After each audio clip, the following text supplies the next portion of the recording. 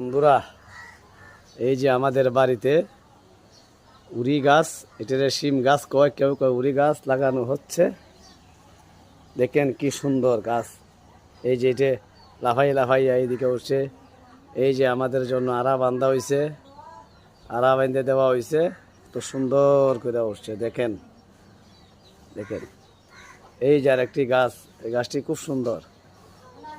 এই গাছের উড়ি খুব খেতে মজা, লম্বা লম্বা উড়ি হয়, ওটা খেতে খুব ভালো লাগে।